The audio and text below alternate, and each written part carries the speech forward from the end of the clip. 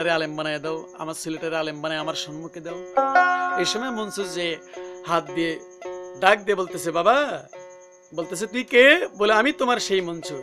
বলে বাবা তুই মৌলানা হয়েছিস? বলে জি আব্বা, তোমার আশীর্বাদ আছে। বাবা যাক, এখন আমার চিন্তা দূর হইল, কারণ তুই আমার ছেলে মানুষ হয়ে গেছিস। বাবা চল, এখন আর আমার কোনো চিন্তা ভাবনা নেই, আমি মরে গেলে তুই আমার দাফন কাফন করিস, এটাই তোর কাছে একটা আমার দাবি।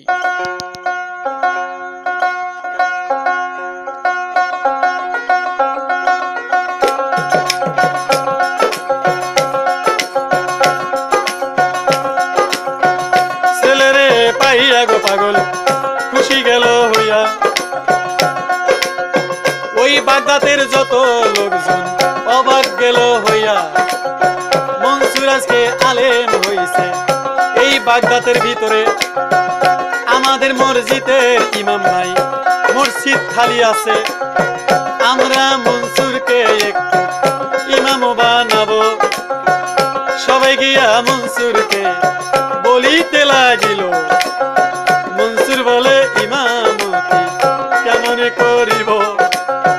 পাগল কয়ে বাবার অনুমতি এবার রইয়া গেল। ইমামতির ভার পাইল মনসুর সমাজেরই কথায়। নামাজ পড়তে গেলেন মনসুর আপনাদের সুদাই।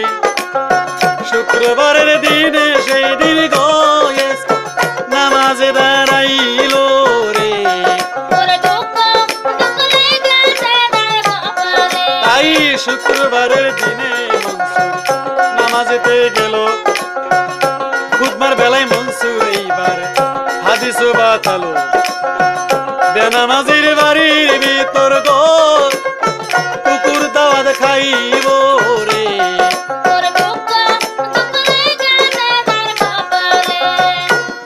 এই লোকজন ইমামতির বার পেয়ে মনসুর ঘোষণা দিল যে বেনামাজির বাড়িতে দাওয়াত খাবে না, দাওয়াত খাবে বনের রাস্তার কুকুর।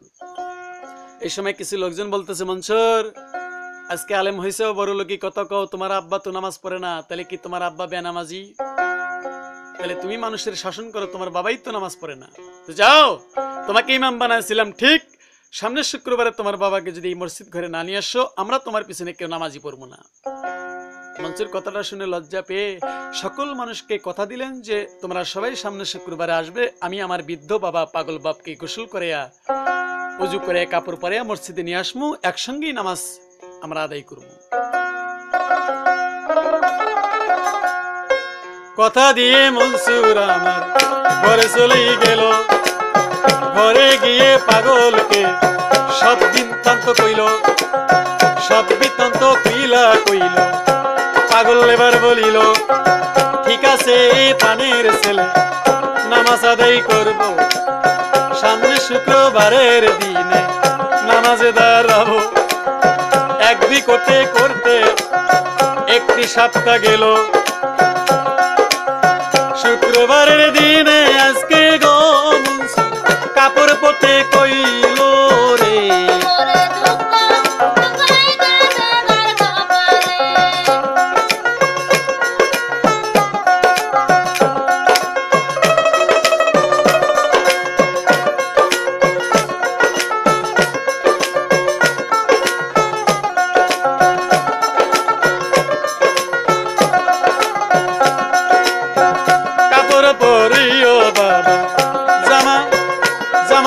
আইসোনা গোসল কইরা গেল, এটাই বাসনা। শুক্রবারের দিনটি গো আসলো, মনসুর চললো আগে।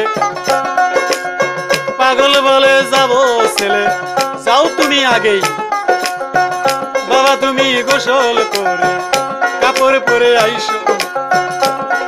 এই যে মনসুর আমার আগেই মসজিদ ঘরেই গেল। সকল মানুষ মনসুরকে দেখে কয়, তোমার বাবা কোথায়? কয়, আমার আব্বা এই মুহূর্তে এসে পড়বে। মনসুরের পিতা পাগলায় বলতেছে, বাবা মনসুর তুই যা, আমি পরে আসি। মনসুর তো আগেই মসজিদে গেছে। আবু হাসান পাগলায় কাপড়ও পরলো না, গোসলও করলো না, প্রতিদিনের চাইতে পায়খানা প্রস্রাব বেশি করে নিয়ে মসজিদ ঘরে রওনা দিলেন।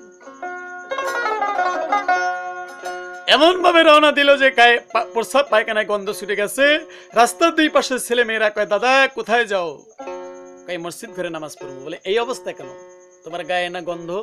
কয় আরে এগুলা গন্ধ না, এগুলা আতর সেন।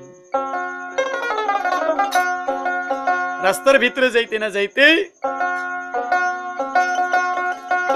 আবু হাসান মনসুরকে পরীক্ষা করার জন্য হাতে একটা বিড়ি ধরালেন।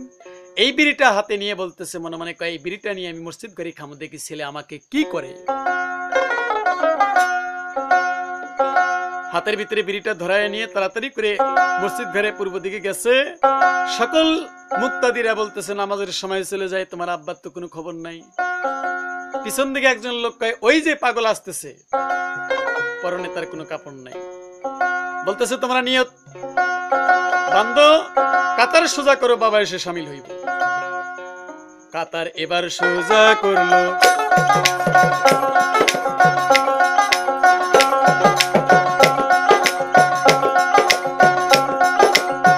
আপনাদের যাই কইয়া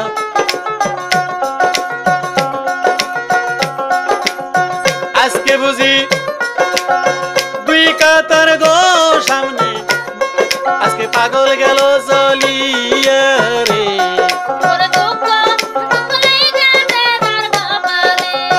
দুই কাতার সম্মুখে গিয়ে ওই বিড়িতে দিল টান, সঙ্গে সঙ্গে যত মুক্তাদি অপমান হন।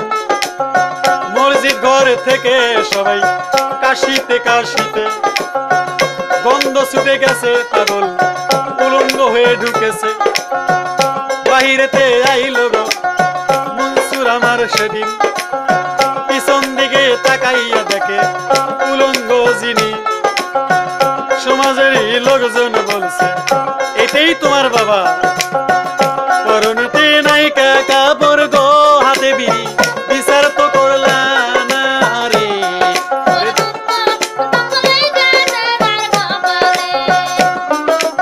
মনসুর বন্ধ করো নামাজ, এটাই তোমার বাবা? বলেছি।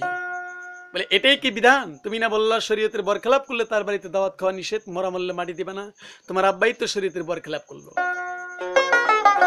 বিচার করো নইলে আমরা বিচার করব। সমাজের লোকের কথাই মনসুর বিচার করা নিজেই করার জন্য প্রস্তুতি নিলেন এবং বললেন যে আমার বাবার বিচারটা আমি নিজেই করব। এই কথাটি কয়ে মনসুর মেম্বার হইতে নেমে পাগলের দিকে যাইতেছে, গরুর মতন তাকায়ে থাবড়া দিয়ে দুষ্ট পিতা কয়ে গালাগালি দিয়ে বৃদ্ধ বাবার ঘাড়খানা ধরে ধাক্কায় ধাক্কায় মসজিদের দরজার দিকে নিয়ে আসতেছে। আল্লাহ পাকের আরশ কেঁপে উঠল। দুষ্ট পিতা, এইভাবে ঘরের ভিতরে ঢুকেছো আর আমাকে শত লোকের সম্মুখে অপমান করো, যাও দুষ্ট পিতা। এই কথা কয়ে অনেক গালাগালি করে মান অপমান করে মসজিদের দরজার নিচে ধাক্কা দিয়ে মাঞ্জার ভিতরে একটি লাত্তি সেই দিন বৃদ্ধ বাবারে দিল। লাত্তি খেয়ে আকাশ বানে গো, পাগল কাঁদিতে লাগিল রে।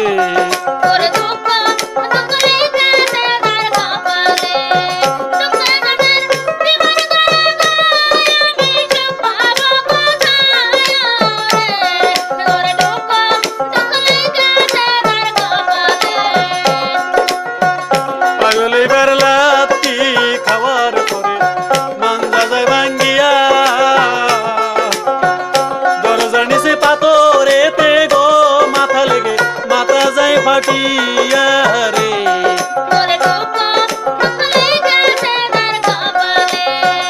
এত জ্বালা সয় না ছেলে, এত দুঃখ দিলি আল্লাহর কাছে, এই জন্যে তোরে চাইয়া নিছি।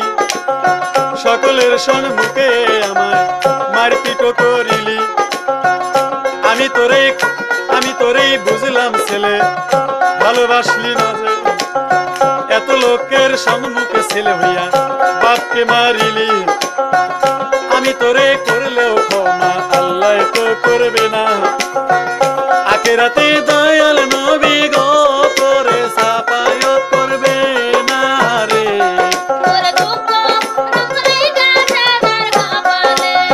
মনসুর, আমি তোরে ক্ষমা করলে কি আল্লাহ ক্ষমা করবে না? আখেরাতে তুই নবীর সাফায়াত পাবি না।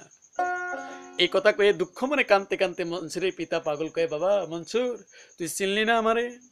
আমি তোকে আল্লাহর কাছ থেকে চাইছিলাম যে তুই ছেলেটা আমার দাফন কাফন করবি, আর আজকে তুই আমাকে মারলি। যা, মারলি। আমি দুঃখিত নয়, তবে আমি মাফ করলে আল্লাহ করবি কিনা জানি না, তুই আল্লাহর কাছে মাফ চাই নিস। এই কথাটি কয়ে মনসুরকে বলতেছে, মনসুর ওই মৃত খেজুর গাছটা আমি এখন গোড়ায় গিয়ে বসমু, সামনের শুক্রবার আসবে ওই গাছটা জিন্দা হইব, আমি যাবো মারা।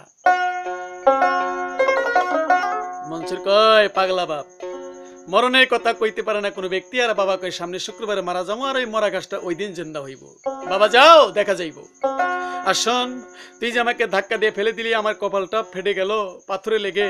শুধু আমারই কপাল না, 350 আউলিয়ার কপাল তুই ফেটে দিলি, এই হিসাব নিকাশ তো দিতে হইবই। এই কথাটি কইয়া মনসুরের পিতা পাগল হাঙ্গুর পেরে গরু ছাগলের মতন বুকের উপর ভর করে মরা গাছের গোড়ায় গিয়া পাগল কাঁদিতে লাগিল। সামনের শুক্রবারের দিন গো পাগলা এবার বিদায় নিল রে।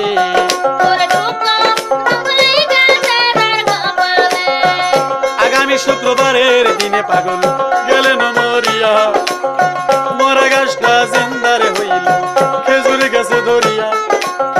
মনসুর আমার খবর পাইয়া গ্রামের লোকজনকে নিয়া পাগলের গলায় রশি দিয়া জঙ্গলায় দেয় ফালাইয়া, জঙ্গলাতেই ফেলে দিল।